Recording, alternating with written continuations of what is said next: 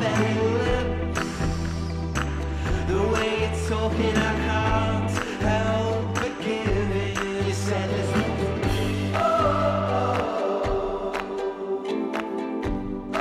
Welcome. It's great to see you today. Thanks for joining us. Appreciate you being a part of our services. I'd like to say hello to all of our campuses real quick, as well as our God Behind Bars guys. Let's give it up for those guys real quick. Thanks for being a part of our services today as well.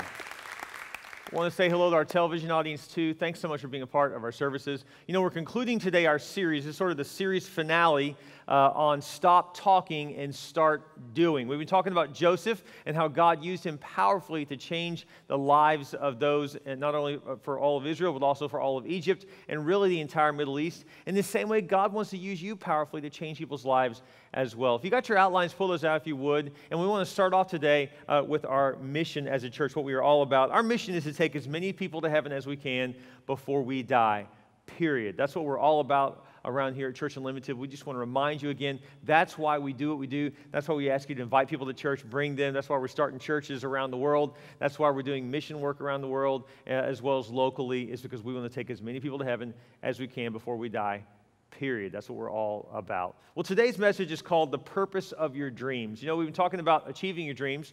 We've been talking about stop talking about it and start doing it. And I want to remind you today that when you're in the thick of it, when you're in the middle of it, it's easy to just get disheartened and say, you know what, I'm just done with this. It's just not going to work out. It's harder than I thought. It's taking longer than I thought. It's more difficult than I thought. And it's easy to sort of just give up halfway through, or maybe even 75% of the way. I mean, you may be closer than you think, and oftentimes we still give up and give in. And so today, I want to talk about the purpose of your dreams, because if you don't know the purpose, you'll give up. But if you know the purpose behind it, if you have the reason, if you have the why, then you can handle any what.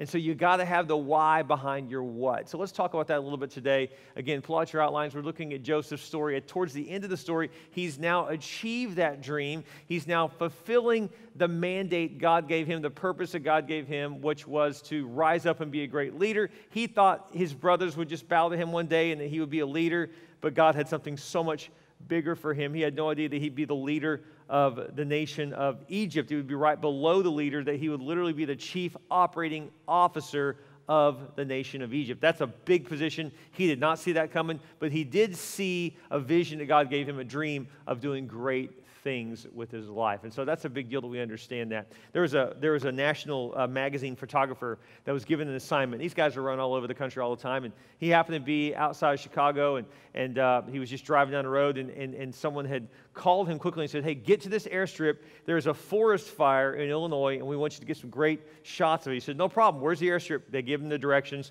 So he goes to the airstrip, and they said, there'll be a plane waiting for you. So he gets to the airstrip, pulls up in his car, grabs all his gear, and he starts running towards this Cessna plane that's running on the airstrip. And so he opens the door, throws all his gear in the back, closes it, and says, let's go. And so immediately the plane turns around and goes down the runway, goes up, and just in a few minutes they're up in the air. And he says, okay, right over there, see the fire over there in the distance? Yeah, get over near there. And he's like, okay. So the pilot pulls over near there, and he says, okay, now I want you to dip close to the northern side of the fire so I can get some photos of it. And immediately the pilot's like, whoa, what are you talking about? Are you crazy? And he says, no, that's what I do. I'm a photographer. That's what I do. Get over there by the fire. I need to get a good shot. And it's just total silence. So he finally turns to the pilot and says, what's wrong? And the pilot says, you're not my flight instructor? See, the reality is, oftentimes, if you assume things, you could be way off base. Can I tell you something? One of the biggest assumptions you can make, one of the biggest mistakes you can make in your dreams is assuming that God's not with you. Is assuming that you're on your own, that you're just flying solo, that this is just you and you alone, and you're responsible for it, and it's got to be all up to you, and it's just not. The Bible is very clear in this. In fact, I just want to throw this verse out. Just write this on the top of your outline somewhere. It's not on your outline, but Matthew 28:20. This is after Jesus tells them to go and make disciples of all nations, or in other words, he says, do all you can. What? He says, take as many people to heaven as you can before you die. He says, go make disciples of all nations. After that, he says this. He says, be sure of this. I am with you always to the very end of the world, to the end of the age, to the bitter end. I'm with you. No matter what you're going through, Jesus wants you to know today, I'm with you. I know what's going on in your life, and I want to guide you and help you through it. And I believe today God wants you to know something very specifically. He wants you to know the purposes in your dreams, the reasons behind it. And so let's talk about that a little bit today. Check out what happens with Joseph here in Genesis 45, verses 4. This is when Joseph reveals himself to his brothers. He lets them know who he is. This is after his brothers think that they are just dealing with some harsh man that's in charge of Egypt. They have no idea that that's actually the brother that they betrayed, that he's now become Joseph, the actual leader, the COO of Egypt. He says this, I am Joseph, your brother, whom you sold into slavery in Egypt. But don't be upset and don't be angry with yourselves for selling me to this place. God has sent me ahead of you. Would you underline ahead of you? Can I tell you something great news today? God goes before you. No matter what you're facing, God already going before you. If you got to confront someone, God goes before you. If you got to deal with a tough situation, God goes before you. When you go call your creditors instead of waiting for them to call you, God goes before you.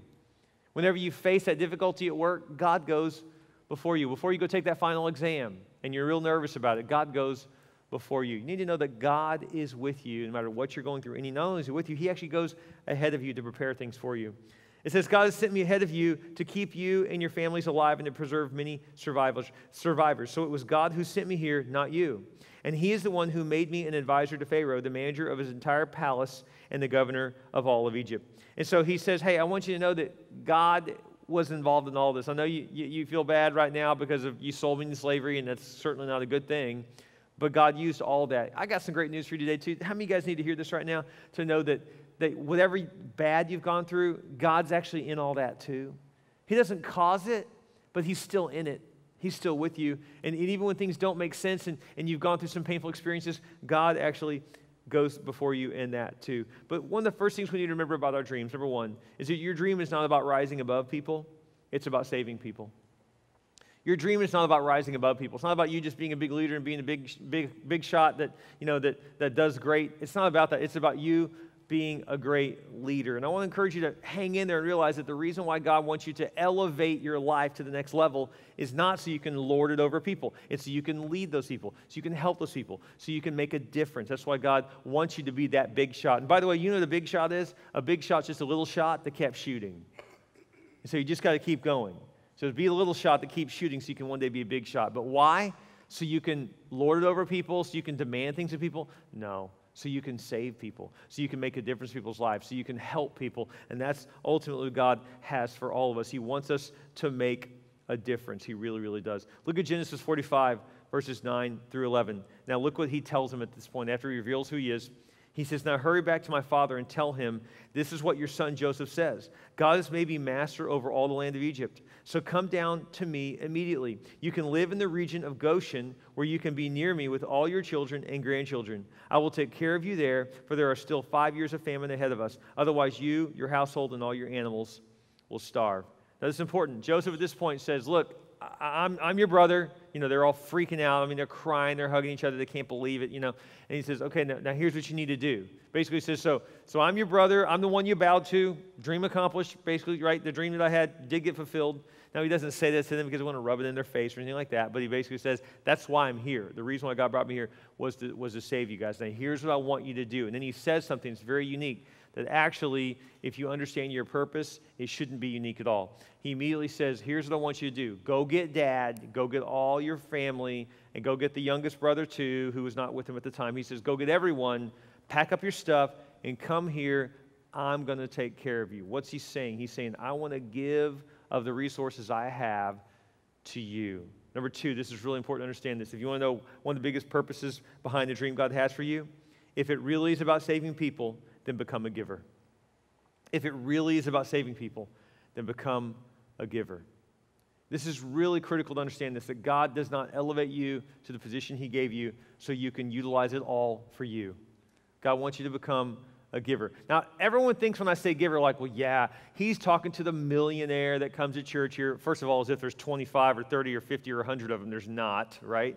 There's probably a handful of people like that. The truth is most people, by and large, come to our church are your average wage earner, salary people. That's the truth. And the reality is that if God is going to expect us to give only when we have those kind of resources, then can I tell you right now, the kingdom of God would not advance ever. Because the truth is that by and large, the way lives are changed around the world are not because people begin to give when they have a ton. They begin to give with what they have now. And so my question for you is, what are you doing with what you have now? By the way, the best indicator of what your future is going to look like is what you're doing now. So if you can't tithe off of 50 grand a year, you're not going to tithe off of $1 million a year. If you don't tithe off of 20 grand a year, you won't tithe off of 50 grand a year. It's just, I've seen this time and again. It's really true that people can be selfish or selfless with a little or with a lot. So please don't think that the concept of giving is just when Joseph suddenly became wealthy. No, actually, you can see all through Scripture where Joseph continually gave of himself. He was always helping out. He was a slave who was imprisoned, falsely accused of rape and imprisoned, and yet he was saying, how can I help out? Who does that? Godly people. People that want to honor God. Who gives when they have bills to pay? Godly people. Who gives when they still need their own savings account? People that want to honor God. And so giving is a choice, and it's not based upon how you're doing. It's based upon a choice you make. It's not based upon your financial position. It's based upon your heart position. Does that make sense? We give from our heart. And so I want to encourage you to know that it's important that we understand that God wants us to be givers. Now, there's two ways that we become givers, by the way, and both we find right here in Scripture. Genesis 45, verse 17. Pharaoh said to Joseph, tell your brothers, load your pack animals, and hurry back to the land of Canaan. Then get your father and all your families and return here to me. I will give you the very best land in Egypt, and you will eat from the best that the land produces. And so, basically, because Joseph has done so much for Pharaoh, Pharaoh's like, Joseph, you have literally saved our lives. You saved our entire country. Go get your family and tell them to come on back here, and I am going to, as Pharaoh, make sure they have the best land available, right? I'm not just going to give you an apartment. You're going to get an apartment on Fifth Avenue, right? You're going to get the most expensive real estate we got, okay? You get access to that, right? You're going to get right off the highway frontage. I mean, we're going to hook you up, all right? Go get all your family and come here. What's happening right now is that Joseph goes to the Pharaoh and he says, hey, Pharaoh, my family is here and they're starving and I want to help them out. What do you think we can maybe do about that? And Pharaoh's like, you know what? You've done so much, and so I'm willing to help you out. What's Joseph using right now? This may surprise you. He's using his influence. And so please write that down, that God wants you to learn, under giving there, he wants you to learn to use your influence. God's given you influence, and so you have influence with people. And so he goes to Pharaoh, says, Pharaoh, because of our relationship, I'm asking a favor. Will you help my family out, right? Let me ask you something. Have you used your influence to help people be saved? Have you invited someone to church? Do you realize you have an influence? There's people that look to you right now, that there are friends that would normally not go with you somewhere or go somewhere unless you invited them. There's certain restaurants I would have never eaten at unless someone said, hey, you got to go try this place. But because I know them well and I trust their judgment, when they tell me to go there, I'm going to go try it, right? How many of you guys know what I'm talking about? Someone invites you somewhere, you normally wouldn't go, but because of who they are, you went to where they asked you to go, right? You did what they asked because of who they are, not because you even agreed with it, because you're like, because of who you are, I'm going to do that. When's the last time you invited someone to church? You brought someone to church and they came not because they wanted to come to church, not even because they were interested in the things of God. They came because they know you, and if you say it's good, they're going to go with that. When's the last time you used your influence? I want to stop right now, by the way, in the middle of this message, because next week we start a brand new series. So I want to challenge every campus right now to invite someone to our brand new series. It's called Spy Stories. I want to encourage you to be a part of this. It's going to be a lot of fun. We look at all of the biblical stories of espionage, of spies. There's a lot of them, by the way, really cool stuff. Don't miss next week as we talk about, the first week's message is called Your Mission, Should You Choose to Accept It. I want to encourage you to be here. It's going to be a lot of fun. We're going to do a lot of creative things on our staging, a lot of different themes and stuff like that. Really cool stuff. Don't miss this series. It's really a hot topic. People love this kind of stuff. There's movies out on this right now. There's a new 007 coming out. I mean, there's great stuff. People are interested in this kind of stuff. And so, but the Bible has a lot to say about espionage, about spies. And so don't miss this series. It's a great one to invite someone to. In fact, right now, let's utilize your influence. With a pen in your hand, would you write down 3 names of people right now? 3 names of people that you can invite. Remember early on in the year, we challenged every one of you to commit to bringing 12 people a year, right? So think about some of those people that you were going to invite to get here on one of those special weekends where we bring people. Well, this next weekend is one of those weekends. Would you write 2 or 3 names down right now? Just write their names down. And I want to stop real quick and I want to pray for you as you use your influence this week to invite them. Lord, thank you, God, that you've given us friends and family, coworkers and neighbors we can reach out to, that we can utilize our influence and bring people to church so that they can hear about your love, hear about your grace, and that they can be saved. God, thank you that you've allowed us the privilege, the awesome privilege, to be in on the process of more people going to heaven. God, help us, Lord, to bring someone, not just to invite them, but to go pick them up, put them in our car, and bring them to church this next weekend for the brand new Spy Stories series. Thank you for the privilege to be a witness, to be an influence for you. In your name we pray. Amen and amen. Turn to the person to your right and your left and tell them right now who you're going to bring. Go ahead and do that right now. Tell them who you're going to bring. Person to your right and to your left. All right, good. You're committed to do it. And so use your influence. That's part of a gift that God gave you, and you can give your influence to other people and change their lives as well. Look at Genesis 45, verse 21. It goes on to say this: Joseph provided them with wagons as Pharaoh had commanded, and he gave them supplies for the journey. Would you underline the word gave? So it says he provided, and he gave them supplies, and it says he gave each of them new clothes. But to Benjamin, he gave 5 changes of clothes and 300 pieces of silver. Then he also sent his father 10 male donkeys loaded with the finest of products of Egypt, and 10 female donkeys loaded with grain and bread and other supplies he would need on the journey. So it says here, let me back this up. It says he provided, he gave again, and he sent. Sent also is a way that you give. You know what sent means? Sent is long distance giving. Can I just say right now, there's people who watch us all over the world.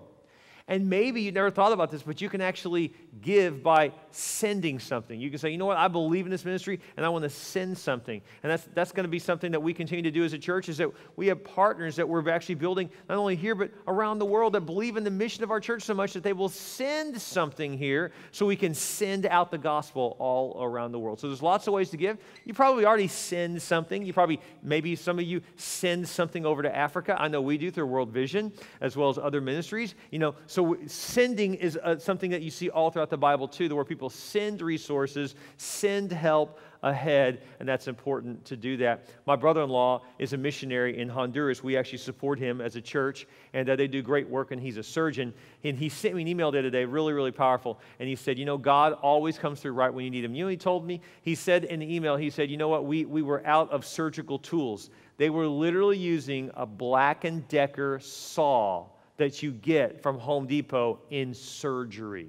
That's all they had access to. They're like, we have to do these surgeries. They're necessary. So that's extremely unsterile, not safe, but what else is it going to do? Let someone just die? So that's what they were doing. And so they were literally using these kind of saws, and he said that, but all of a sudden this group of people came to their encampment, to where they had this hospital in the middle of the bush, in the middle of nowhere, and they just happened to have brought with them some surgical tools that were sent ahead from other doctors and other people in the medical field. And so he said, right when we needed it, we got it. How cool is that? Because someone thought ahead and said, I want to send a gift right when they needed it. You say, well, how do you time that up, Pastor? How do you time up when they get it? I'll tell you how you time it up. You don't. You let God time it up. So when God prompts you is when you send it, and when it gets there is when it's supposed to be there.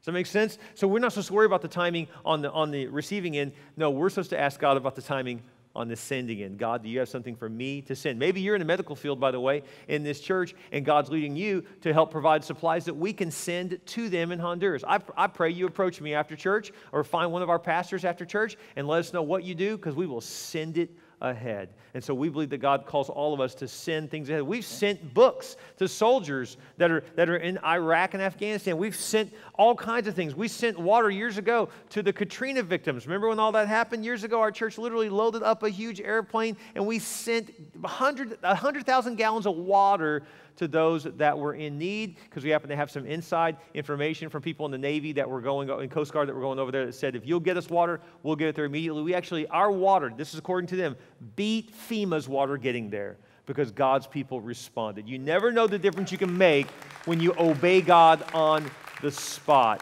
And so that's critical. God wants us to learn to do what? The B here is the A and B of giving, is to use your influence and to use your affluence.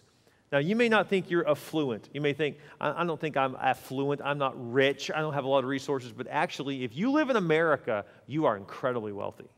You are. People who live on food stamps and welfare have way more than the rest of the world.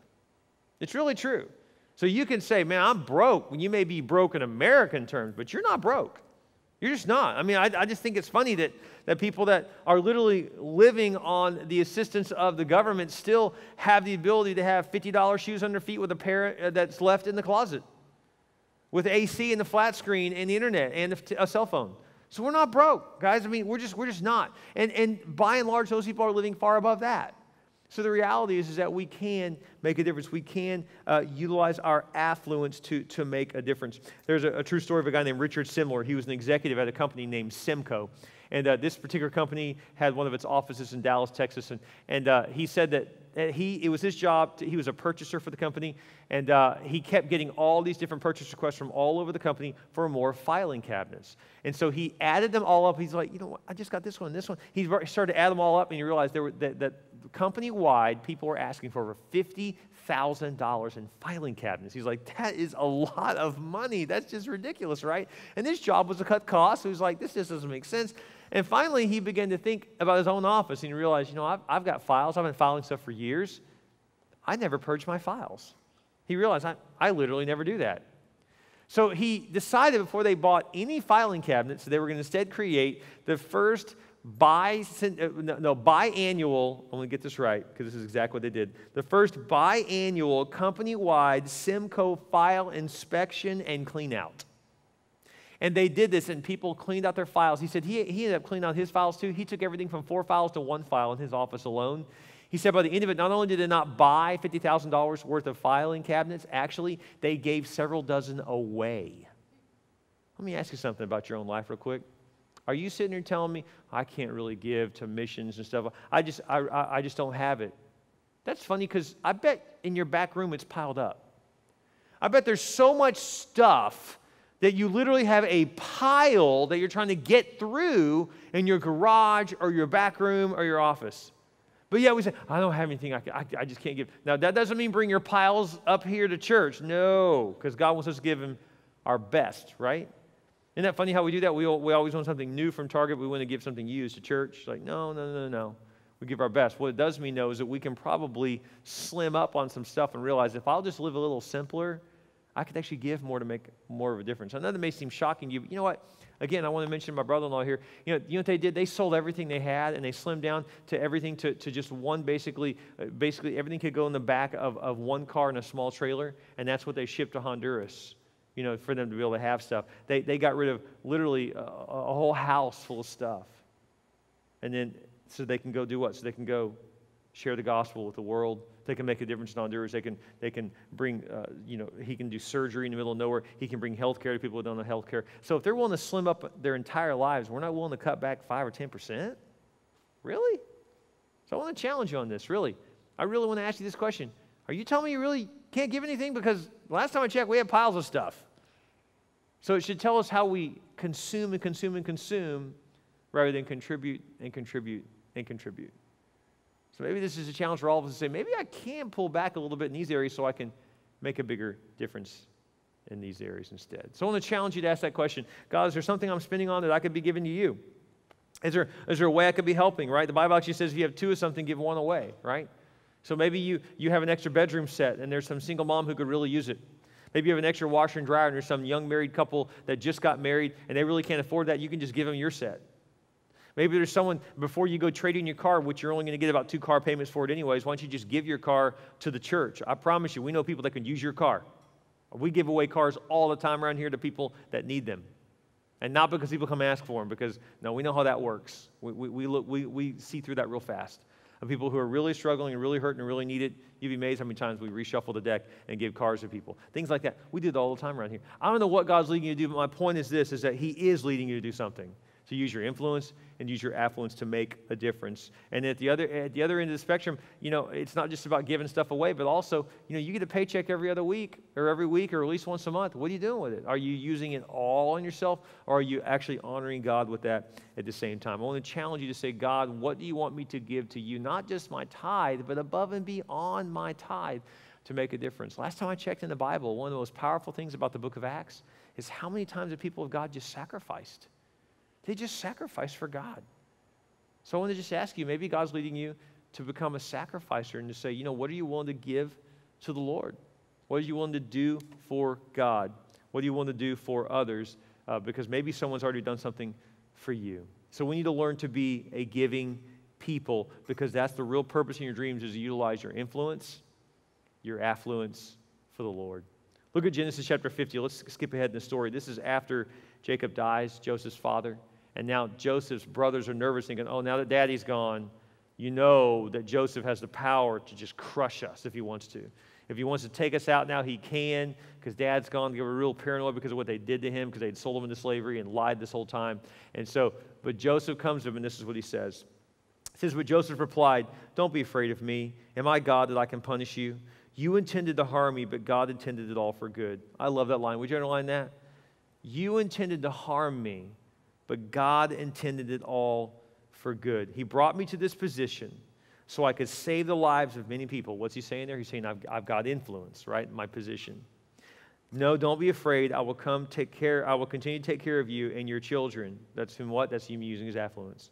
So he reassured them by speaking kindly to them. This implies that he cared for them, but it also implies something very clearly. Number 3, forgive everyone along the journey who's hurt you. Forgive everyone along the journey who has hurt you. Now, this is one of the toughest things you'll ever do. One of the greatest gifts you can ever give someone is forgiveness. Right? That's what that means. It means I'm going to give you a pass, even though you don't deserve it, right? I'm going to let you out of the penalty box in my mind. I'm not going to throw you into my mental prison for what you said or what you did. I'm going to forgive you. See, it's a form of giving. Did you realize that? Forgiveness is a form of giving. I know some people that are very giving financially, very giving with their time, but they haven't forgiven someone. Can I tell you something about God's destination for you? Can I tell you something about God's destiny for you? This is important. Wherever along the journey you stop forgiving someone is where you actually stop in your destiny.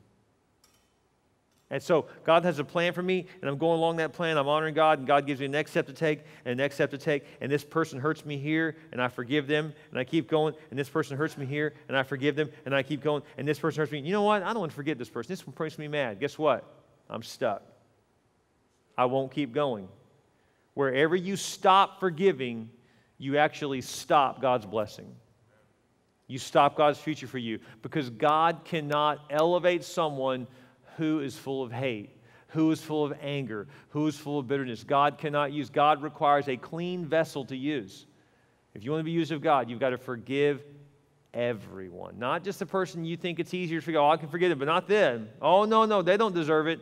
I'm sorry, nowhere in the Scripture did it say that Joseph's brothers deserved it. They didn't say they deserved it. Listen, you don't forgive people because they deserve it. You forgive people because your future deserves it. That's why you forgive them. Because God forgave us. When we were still sinners, Christ died for us. The Bible is very clear in this. So he forgave us.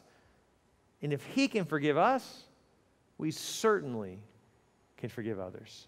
It's the same forgiveness by which we have been given. We give to other people. We forgive to them. We have to learn to forgive. Would you bow your heads with me? Every head bowed, every eye closed right now. So would you take a moment to pray at all of our campuses? With your head bowed and your eyes closed, maybe your prayer today is to say, God, forgive me, for I have been selfish in my dream.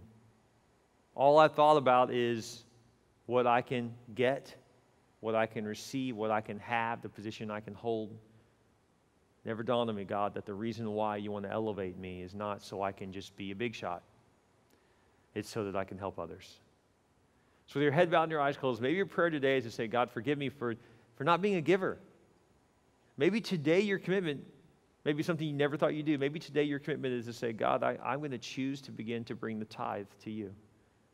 I'm going to choose to begin to give to you. And actually, I hate to break it to you, but the tithe, actually, the first 10%, he never says to give that. He says to bring that. What God's saying is that's already his. You're just bringing to him what's already his. Giving actually is when you give anything above and beyond 10%. Now it's a gift. Now it's something that you don't have to do according to God's word. So now you're giving. So maybe you've been tithing for a long time. That's great. Maybe today you realize that the heart of God is not just to tithe, but to give above and beyond that, to go beyond what he says about the tithe. I mean, if you want a case in point, I mean, God didn't just send anyone. He sent his son to die on the cross for us. I mean, can there be a greater gift than that? You talk about above and beyond. So maybe today God's leading you to begin to tithe, which is huge, by the way. If you've never done it before, I realize that's a huge amount of money to whatever your income is. And it's a sliding scale. 10% is 10%. It gets bigger the more you make and smaller the less you make, but it's still 10%. The ultimate fairness tax of God right there. It's 10%. Maybe God's leading you to begin to tithe. I believe His word's clear on this. I also believe that God will bless you. Some of you right now are thinking, I can't do it, Pastor, because I'm too broke. I don't have the money. That's actually why you don't have the money. But when you begin to tithe, God begins to open your mind to new ideas, new ways to earn more. God begins to bless you in ways you have no control over. I've just seen it in my own life, and I've seen in a ton of people's lives in our church that when they begin to tithe, God begins to release what's in His hand to you when you release what's in your hand to Him. Maybe that's your commitment today.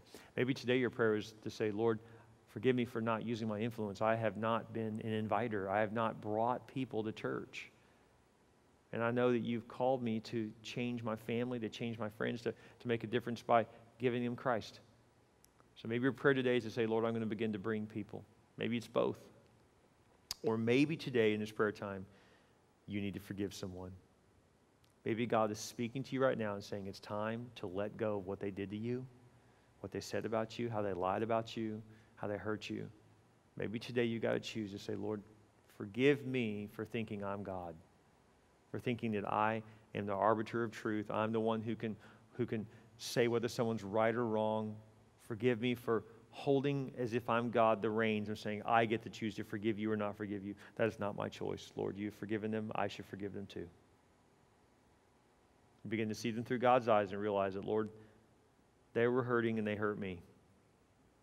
Doesn't make it right, but I forgive them. If you're waiting, by the way, for them to come to you and say that they were wrong, you'll be waiting a long time.